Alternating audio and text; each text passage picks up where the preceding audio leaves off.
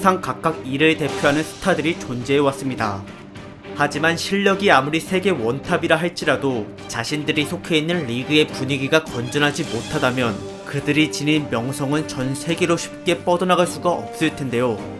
그런 의미에서 오늘은 전체 선수의 75%가 마약으로 찌들어서 대중들로부터 외면을 받았던 NBA를 오늘날 215개국이 생방송하는 거대 기업으로 키워낸 제4대 총재 데이비드 스턴을 소개해볼까 합니다.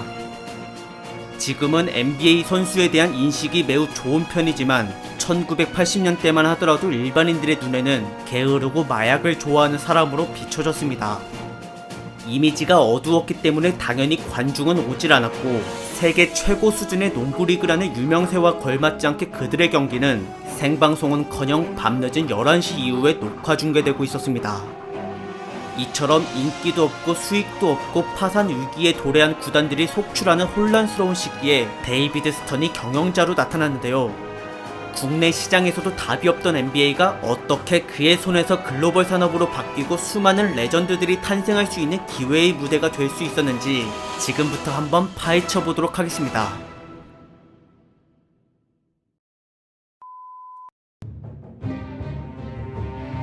(1942년) 미국 뉴욕의 어느 한 유대인 집안에서 태어난 데이비드 스턴은 어릴 적부터 농구를 좋아했기에 자주 NBA 경기를 직관하러 다녔고 또한 평상시에는 고기와 치즈를 주로 판매하는 부모님의 가게에서 일을 하며 사업에 대해 많은 걸 배워나갔습니다.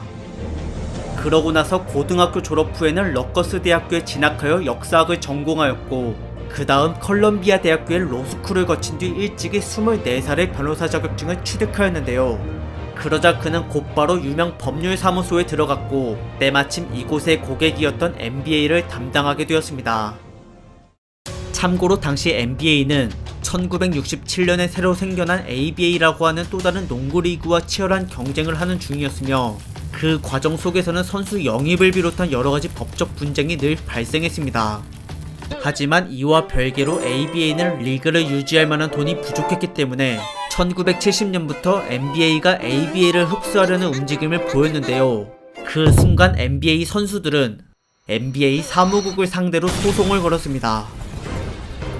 그들의 요구는 바로 계약이 만료되었으면 자유롭게 팀을 옮길 수 있게 해달라. 어찌 보면 당연한 말이었지만 사실 이때 당시에는 계약 기간이 끝나도 구단 측에서의 선수에 대한 소유권이 계속 유지가 되었기에 팀끼리 선수를 교환해주는 트레이드가 아니고서는 다른 곳으로 이적할 수 있는 방법이 아예 없었습니다. 물론 돈을 더 많이 주겠다고 꼬드기는 ABA로 리그를 옮겨갈 수는 있었지만 그에 따른 팬들의 비난과 다시 자기네 팀으로 데려오려 하는 원래 구단과의 법적 공방을 감수해야만 했습니다. 즉 원래 팀과 억지로 재계약을 할 수밖에 없는 마당에 경쟁 리그였던 ABA마저 사라질 분위기였으니 이제 선수들은 자신의 몸값을 제대로 인정받을 수 없는 위기에 처해버린 것입니다. 그래서 이러한 소송이 나오게 된 것이며 한편 데이비드 스턴은 NBA 측의 변호사로서 이를 원만하게 해결해야 했는데요.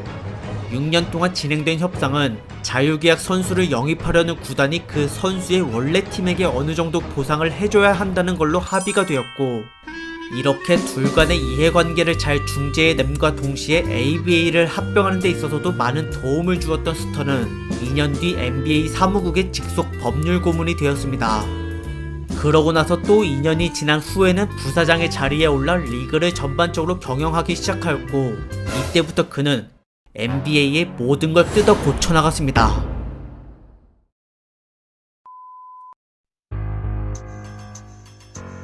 (1980년대) 초 당시 NBA의 인기는 너무나도 형편이 없었습니다.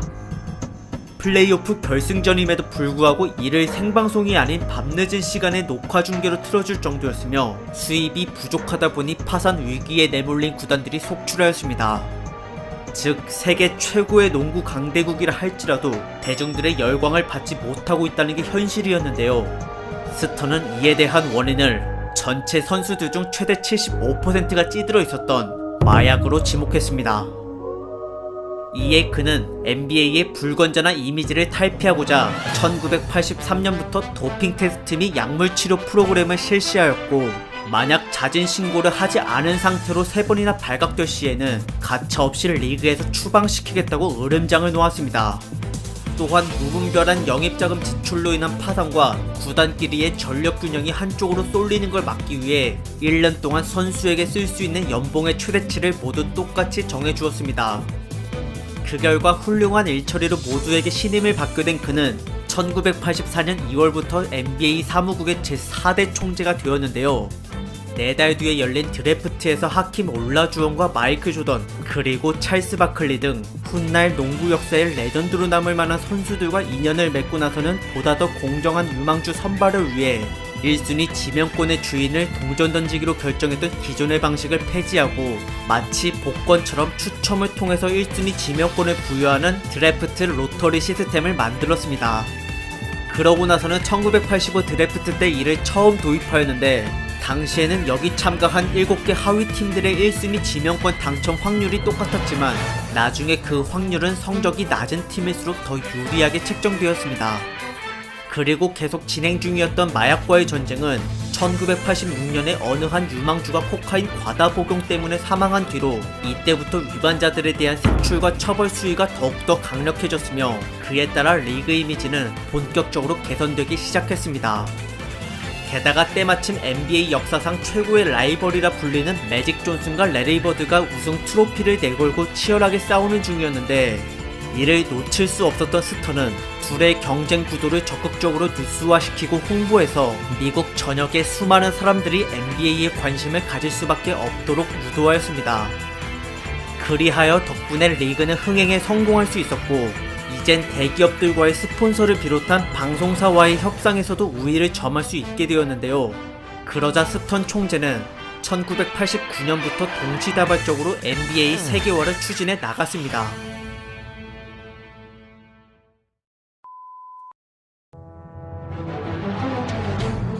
매직 존슨과 레리 버드의 시대가 저물었고 이젠 마이클 조던을 비롯한 신흥 강자들이 리그를 주도하기 시작했습니다. 이때 스턴 총재는 NBA 보급에 박차를 가하기 위해 방송사에게 특별한 요구를 하였는데요. 그것은 바로 이들의 활약을 단순 중계하는 것뿐만 아니라 하이라이트 필름과 선수에 대한 스토리가 담겨진 다큐멘터리까지 촬영해서 정기적으로 방송해달라는 것이었습니다. 이로써 사람들은 짧고 다이나믹한 명장면들을 보게 되면서 NBA를 더 재밌게 접할 수 있었고 과거 레전드들을 포함한 현역 선수들의 다큐멘터리는 매니아 팬들을 더 뜨겁게 열광하도록 만들었습니다. 한편 이렇게 될 것이라고 예상했었던 스턴은 이와 같은 인기를 외국에도 전파시키고자 일찍이 유럽과 일본 그리고 소련을 찾아가서 해외 중계권을 계약하고 다녔는데요. 사실 이것은 밑작업에 불과했을 뿐 궁극적인 목표는 다름 아닌 중국이었습니다. 처음엔 쉽지 않았지만 1989년부터 스턴 총재는 중국의 최대 방송사인 CCTV에게 하이라이트 필름과 과거에 녹화해둔 결승전 테이프를 일정 기간 동안 무료로 지급하였고 이러한 것들이 밑거름이 되어 NBA가 중국 내에서 엄청난 인기를 가지게 된 이후에는 원하던 대로 정식적인 중계권 계약을 맺을 수 있게 되었습니다. 그렇게 해외 주요 국가들을 공략함으로써 국제화의 기반을 닦고 있던 그는 동시에 전 세계 사람들의 머릿속에도 NBA를 각인시키고자 프로 선수들의 올림픽 출전까지 승인을 받아냈는데요. 스턴 총재는 1988년 올림픽 때 미국이 소련에게 패배한 굴욕을 오히려 세계화의 기회로 삼은 뒤 1992년 바르셀로나 올림픽에 마이클 조던을 포함한 NBA 슈퍼스타들을 대거 투입시켰습니다. 게다가 운이 좋게도 1년 전에 소련이 붕괴해버려서 해외 수출의 걸림돌이었던 냉전 시대도 완전히 끝이 난 상태였습니다. 한편 세계 최고의 실력자들로 이루어진 미국 대표팀은 모든 경기를 32점 차 이상으로 압승하였으며 이를 생중계로 보면서 NBA의 클래스를 제대로 실감하게 된 나라들은 이때부터 너도 나도 앞다퉈 중계권을 계약하였고 그 수는 1993년 기준 118개국에 달하였습니다. 그렇게 과거 마약과 알코올 중독으로 찌들어 있어서 모두에게 외면을 받았던 NBA는 스턴 총재가 취임한 지 10년도 안 돼서 전 세계인들의 최고 볼거리가 되었는데요. 하지만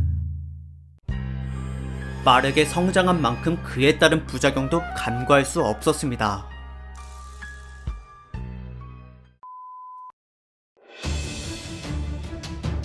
90년대 초까지만 하더라도 NBA는 그야말로 전쟁터나 다름이 없었습니다. 수비를 거칠게 해도 파울로 잘 인정해주지 않다 보니 몸싸움 도중 주먹 다짐이 자주 일어났고 가끔은 이게 농구인지 격투기인지 헷갈릴 때가 많았는데요.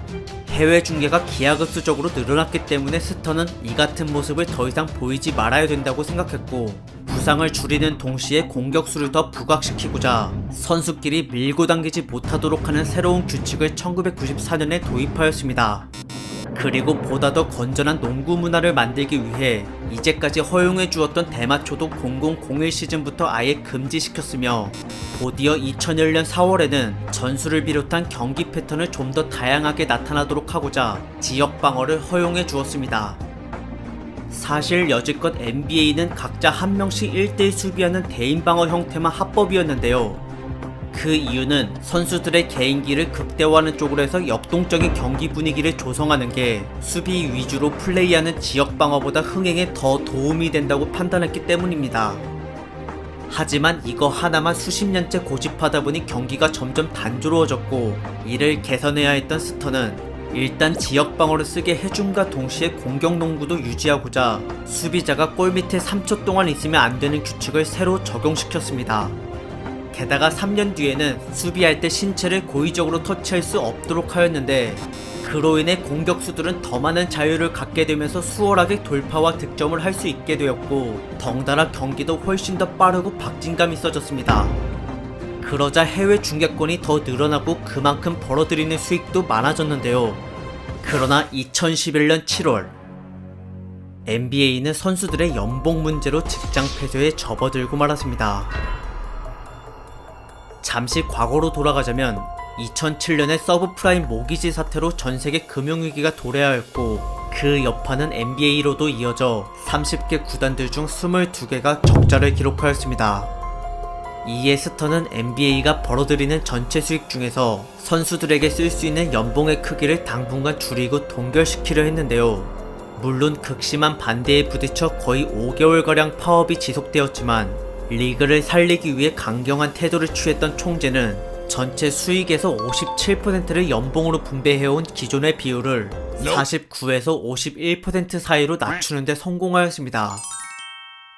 그렇다고 해서 이제껏 선수들을 홀대한 적은 단 한 번도 없었으며 다만 개인의 일탈과 욕심으로 리그의 균형을 깨트리거나 이미지를 훼손하는 경우에만 엄격한 모습을 보였습니다.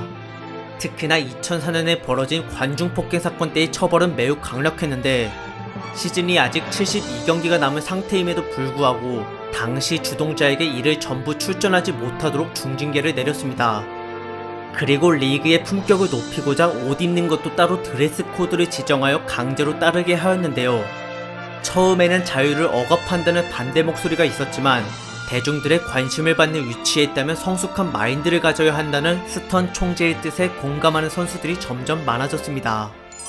더 나아가 이러한 마음가짐은 지역사회의 어려운 사람들을 돕는 봉사활동으로도 이어졌으며 그로 인해 오늘날 대중들이 생각하는 NBA 선수들의 이미지는 과거처럼 사치스럽고 퇴폐적인 것이 아니라 성공을 위해 부단히 노력하고 자신의 재능을 사회에 기부할 줄 아는, 즉 실력과 인성을 모두 갖춘 동경의 대상이 되었습니다.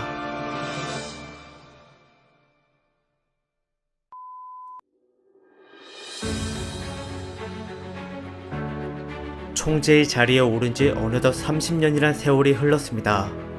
아무도 안 보는 밤늦은 시간에 녹화방송으로 나갔던 NBA는 이젠 215개국에서 40개 언어로 생방송하는 글로벌 산업의 선두주자가 되었고 그에 따른 중계로 수익은 그가 처음 부임했을 당시보다 무려 42배가 더 높아졌으며 리그 전체 가치는 47배, 그리고 선수의 연봉은 평균 16배가 늘어났습니다.